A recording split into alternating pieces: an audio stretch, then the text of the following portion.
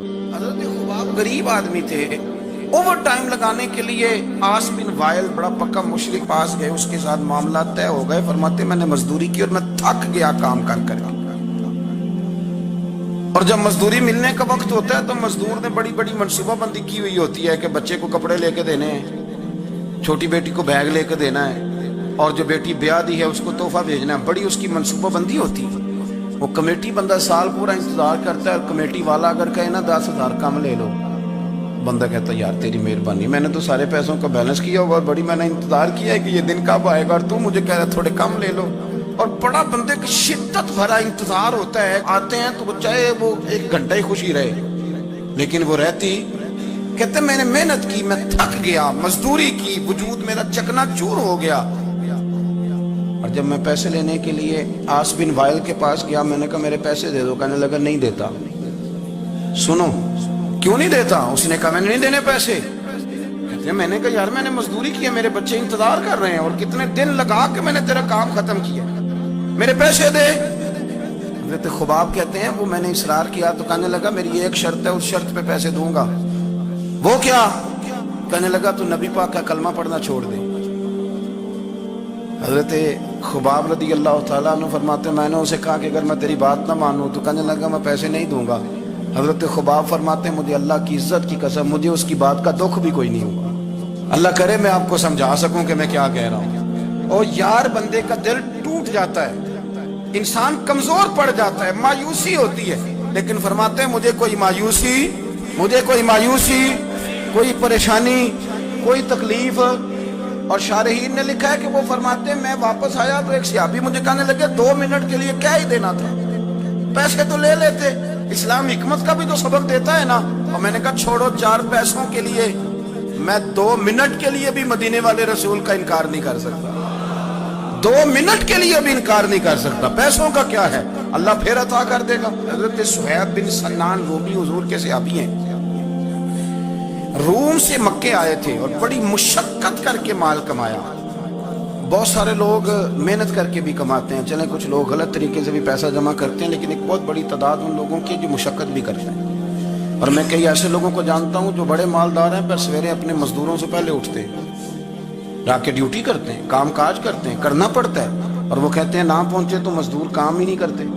یہ سارے کام وہ کرتے ہیں, مشقت کے ساتھ آگے جاتے ہیں. اور پھر ان کو نا وہ جو آشیانہ انہوں نے بنایا ہوتا ہے, اور آدمی چھوٹے لیول سے اوپر جائے تو اس میں جو کہ ہر چیز خود مینج کی ہوتی ہے, اسے بڑا پیار ہو جاتا ہے اپنے آشیانے سے. اس گلدستے تھے کہ میں نے یار ایک غریب آدمی تھی, محنت کی, جدوجہد کی, مکے آ کے مال کمایا, انڈسٹری سمجھنے لگائی. کچھ انہوں نے نا جی باغات بھی خرید لیے, کچھ نخلستان بھی ان کے ہو گئے, مالدار ہو گئے. ادھر سے نا نبی پاک علیہ السلام نے ہجرت کا اشارہ دے دیا. کچھ صحابہ تو پہلے حبشہ چلے گئے تھے اور باقیوں کو لے کے سرکار مدینے چلے گئے. اب مکہ شریف میں رہنا درست ہی نہ رہا مسلمانوں کے لیے. آپ بڑی توجہ سے اس بات کو سمجھیں کہ حضرت صہیب ایک مالدار آدمی, اور مالدار بندے کا کاروبار چھوڑ کے, انڈسٹری چھوڑ کے, علاقہ چھوڑ کے ہجرت کرنا یہ ایک بڑا کٹھن مرحلہ ہے. حضرت صہیب ابن سنان رضی اللہ تعالیٰ عنہ نے چند دنوں کے اندر اندر سارا کچھ سمیٹا.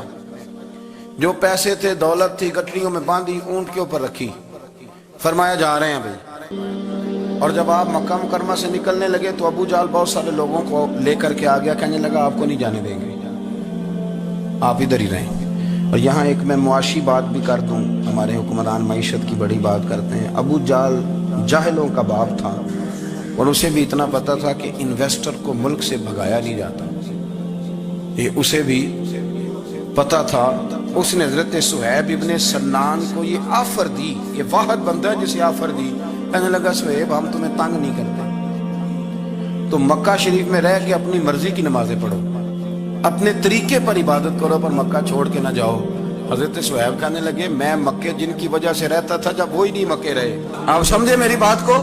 اس نے کہا آپ رہیں جیسے دل کرے, مکے میں کعبے میں عبادت کریں. تو حضرت صہیب فرمانے لگے میرے نبی پاک گئے ہیں مکے سے چلے, حضور پہنچ گئے مدینے میں, اب تو مجھے کعبے کی کنجیاں بھی دے دے تو پھر بھی مکے میں نہیں رہوں گا, مدینے ہی جاؤں گا. تو کنجیاں بھی دے, حاجیو آؤ شہنشاہ کا روضہ دیکھو, کعبہ تو دیکھ چکے اب کعبے کا بھی کعبہ دیکھو. فرمایا میں نہیں رہتا, اب میں جاؤں گا.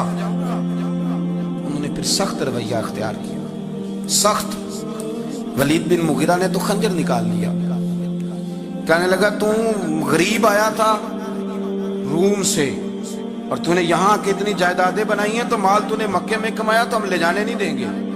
تو حضرت صہیب کہنے لگے خنجر تو پیچھے کر, کیا چاہیے تجھے؟ انہوں نے کہا جی یہ جو مال آپ نے کمایا ہے نا یہ مکہ شریف میں رہ کر کے کمایا ہے, ہم لے جانے نہیں دیں گے. تو حضرت صہیب فرمانے لگے مال کی میری نظر میں اوقات بھی کوئی نہیں, تم سارے کے سارے پیسے رکھو پر مجھے کوئی مدینے جانے سے روک نہیں سکتا. سارے پیسے, اللہ کرے آپ کو سمجھ آئے. آج تو لوگ تھوڑا سا وہ 1-1.5-2 لاکھ روپیہ لگتا ہے حاضری دے کے حرم شریف کی آ جاتے ہیں, اس کے باوجود وہ کہتے ہیں کیا بات ہے میری بڑی شان ہے. لیکن دیکھو مدینے جانے کی قیمت کتنی تھی. سارا ہی مال دے آئے, سارا ہی مال, اور ہر شے دے دی, حتیٰ کہ اونٹ سے کجاوا بھی اتار لیا ابو جہل نے, کجاوا بھی اتار لیا. کجاوے کے بغیر اونٹ کا سفر بڑا مشکل ہوتا تھا, عرب کے اندر پسینہ بڑا سخت آتا تھا, تحمل والے لوگ ہوتے تھے, اذیت ہوتی تھی. لیکن بغیر کجاوے کے سفر کر کے جب مدینے پہنچے نا تو نبی پاک صلی اللہ علیہ وسلم نے فرمایا صہیب تو جو تجارت کر کے آیا نا, جو کاروبار تو آج کر کے آیا ہے, یہ کاروبار سمجھنا نا کہ میں بڑی قیمت ادا کر کے آیا ہوں.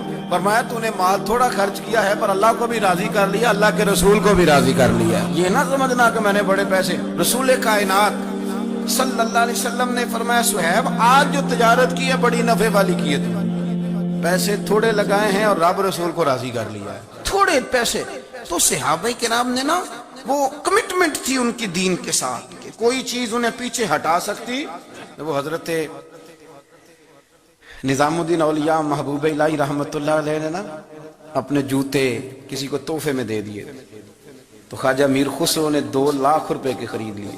میرے مرشد کے جوتے ہیں نا 2 لاکھ کے خرید لیے, اور خرید کے نا چلیں کسی نے فتویٰ لگانا ہو تو لگائے, پر ہم کیا کریں, طریقت کے لوگ ہیں نا, باتیں کرنی پڑتی ہے. امامہ شریف کے اندر جوتے رکھ لیے, ٹوپی کے اوپر ایک جوتا ادھر رکھا ایک ادھر رکھا, اور اوپر پگڑی باندھ لی. اوپر پگڑی شہر تیرے دے ٹکڑے منگ ساں تے تیرے کتیاں دے پیر چومے ساں, اوپر پگڑی باندھ لی.